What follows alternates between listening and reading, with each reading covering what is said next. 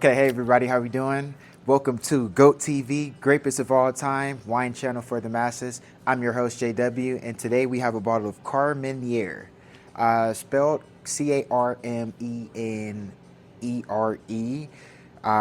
spelled like Carmenere, but it's pronounced Carmenere. It's from Argentina and Chile, only place in the world to grow it. And my best representation of this grape would be a Cabernet Sauvignon with way less tannings. I wouldn't say it has as big as fruit, but very, very, very vegetal. It's like fucking tomato soup in a bottle. That's gonna be this guy right here.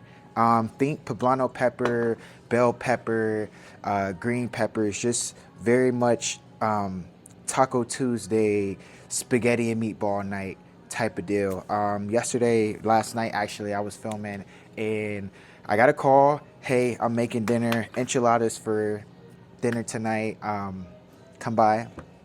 I'm like, boom, sweet. Now I got to stop and find a wine shop. It was like 9, 9 p.m. already. And all the wine shops in Atlanta are closed by then, at least most of them. My favorite bottle shop is going to be closed by 9 o'clock on a weekday, or it was Saturday yesterday. So it was a weekend and they closed early. But anyway, I found a bottle of Carmenere at one of the convenience stores that have just a really good wine selection. And yeah, this one was definitely a favorite. I had a handful of people try it with me last night and they loved it.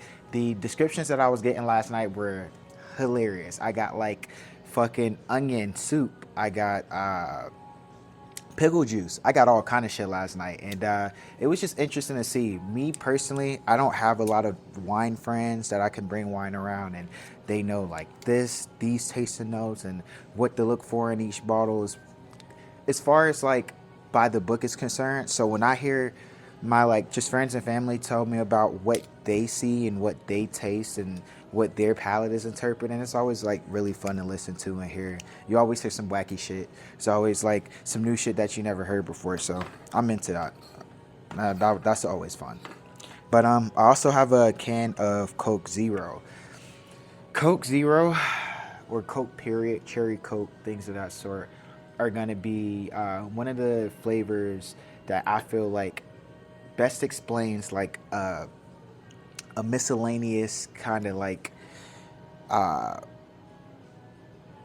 fruity note, as well as texture to certain wines in the bottle that we have. So I'm gonna do a little bit of a comparison today, just for visual reasons, for you viewers to be able to tell the difference between the two. So let me go and grab a cup. I'll be right back. As far as color is concerned, no bueno.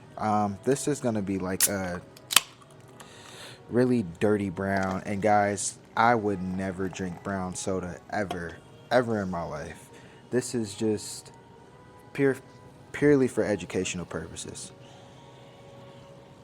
I haven't had Coke in years. I swear. I figured get Coke Zero just because the amount of sugar is gonna be. It's gonna have zero sugar, right? Right, zero sugar. Coke Zeros. It's in the name. Yeah.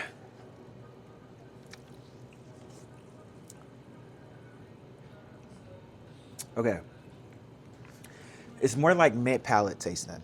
Um, when you first get a taste of the Coke Zero on your tongue, it's like sweet, but zero sugar. I don't know what they put in it, artificial sweetener. But that's not it. The back palate is a little bit bitter, and that's also not a good descriptor of what I'm tasting in the Carmenere. It's gonna be like right in the middle. It's not the beginning or the finish. It's gonna be right in the middle where you get a vegetal kind of like burst in your mouth. It's like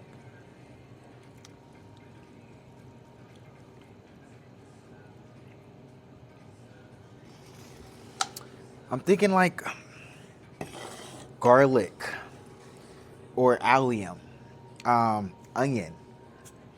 It's weird, but yeah, yeah. That was like the closest thing I could compare it to, other than like Campbell's tomato soup.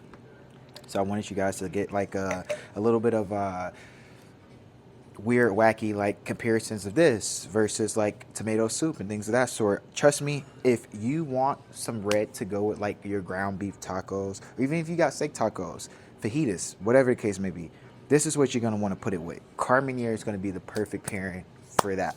Okay, and I don't even care to really do pairings. I feel like drink what you want with what you're eating.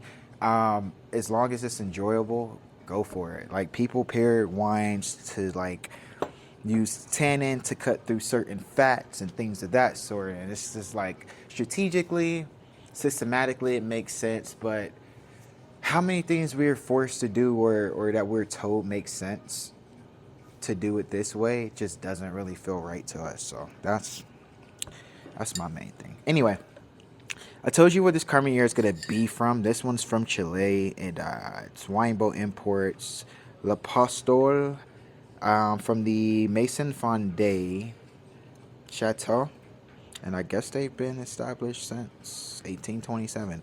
I personally wouldn't pay too much attention to the winemaker or things of that sort when it comes to Carmenere because it's all going to taste the same. There's no reason to go and grab like 100 different bottles and look this up and look that up. They're all going to taste the same. And I'm not going to say I've drank a lot of Carmenere because I haven't, but I had enough to know like all this shit tastes the same. If I was to give this to one of my mentors, just off the nose, it's big, but not big with fruit. It's big with vegetables. It's big with the methylpyrazines. It's like they'll be able to tell off rip, like you would be able to tell Torrontés from all different wines. You have one glass of Torrontés in there, single it out. That's what Carmenere is going to be for your red wines. It's going to be very, very, very aromatic, very vegetal, very grassy, very pungent on the nose of just like, yeah, cucumber, tomato. Ooh, it smells like a bisque. It smells like a bisque. It has a little bit of like, ooh, it has like a little bit of that like red meat fat in there. Like think of like a skirt steak, right? Smelling that shit fresh out, that's what this is gonna smell like. But I wouldn't say it has like a meaty component to it. It's not gamey, which I like. I don't really care for like a gamey Pinot Noir from Burgundy that has a mid palate like meat. I I for one, I don't fuck with Slim Jims. I can't really get behind like the whole, like it makes sense like complexity in wine is like one thing. Added structure to it is one thing too. But me personally, I don't care to drink meat out of a glass. I used to do this one thing with my older brother when we were kids. I used to like cut up bagels, mix it with milk and sugar and like some honey or syrup, whatever we had at the time, and I would call it a drinkable meal. And it would all be sitting there in one little concoction. I made it like once or twice for myself, but my brother, he would ask for me to make that shit all the time for him. It was like fucking number one fan favorite in the house, bestseller. Shout out to my big brother, Jathan. Hope he watching this. Buns, what's good with you, my boy? Yeah, so back to what's in the glass. Sorry for my tangents. Um, it's gonna be a really deep, dark ruby red color. It's not a thin skinned varietal at all. This is pretty thick skinned, but the skin doesn't really contribute to tannins on this wine here. This one's gonna be very acidic. That's gonna cancel out the tannin in there and be more of like a pleasant, easy to drink wine, in my opinion at least. All right, let's give it a go, shall we?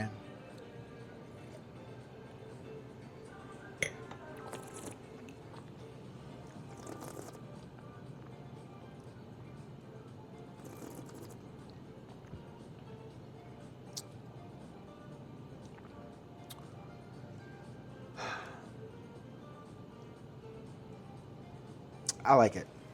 I actually love Carmenere, and not necessarily because it's just like one of my favorite things to drink. No, it's one of my favorite varietals for the simple fact that it is like just a key outlier from what we normally drink. It's gonna be very different from your Cabernet Sauvignons, very different from your Pinot Noirs, but similar in ways. It's just one of those outliers where it's so unique you can just tell it off the rip, like straight off the back. You take a sip of that shit, Carmenere, get it out of here. And I like that. I don't know why I like it. Maybe it's because when my mentor first introduced it to me, she made it really fun, very fun for me. And it was just one of those things where, in your wine journey or any journey, something happens and it's one of those things you'll never forget. And I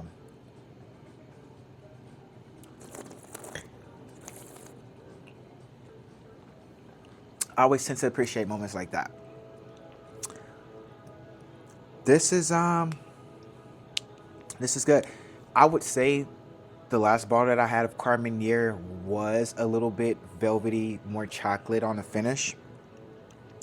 And I'm not sure if these are aged in newer oak or any oak at all. Let's see here. It says the wines are French in essence, Chilean by birth. So yeah, the French they don't heavily oak their wines. It's always very subtle, if any. Yeah, this Grand Selection wine is notes of red currant, strawberry, blackberry, things of that sort. Concentrated, very round palate, and ideal for any red meat or stew or barbecue. And that goes back to like the stigma of red go with red and white go with white meat and white wine. But honestly, I would eat this shit with some chicken tacos. I would. But mainly because of the pyrazines, that it will go so well with the toppings that go into that dish of chicken tacos. Um, yeah, well, well made, well executed bottle.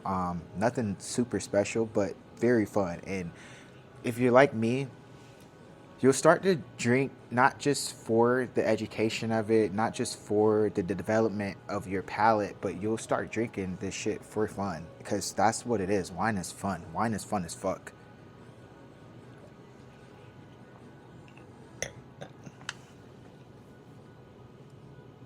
And it just get more fun and more fun by each glass. Literally. Um, yeah, yeah. I think I'm about ready for a new bottle. I had this Merlot the other night, and I've been thinking about that one for a while. You ever get a bottle that you have, and like a couple nights later, you're trying something else, and you're just like, this doesn't hit the same as this bottle that I had, or the Merlot, or the Malbec, or whatever. It's like I tend to get married to certain bottles, and I hate that. But I'm the same way when I find a really good restaurant out here, new or old. If it's new to me, I can care less. I find a dish in there that I really, really like. Speaking of, I'm literally about to leave here and go get a Branzino with some Alvier Tres Miradas. It's like a Pedro Jimenez wine, very nutty, um, very aromatic on the nose, and it's a really good mix between the two. But whenever I find something that I really, really like and I could really rock with, I will eat that shit for weeks, weeks at a time. It was one instance where I was like going to Sweet Green every day for weeks. I was ripped. Like I'm ripped now. I'm ripped now, but I was ripped then, like crazy, because I was only eating fucking fish and beans and rice and things of that sort.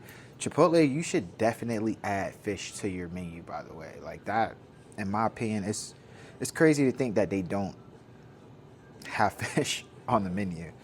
But anyway, yeah.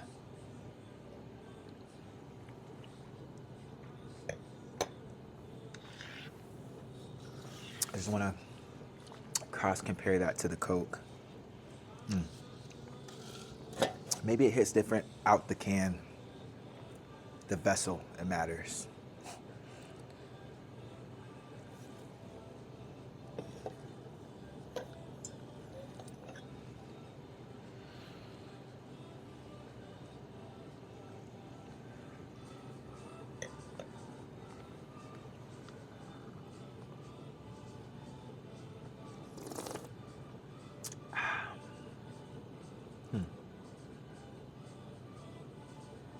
Yeah.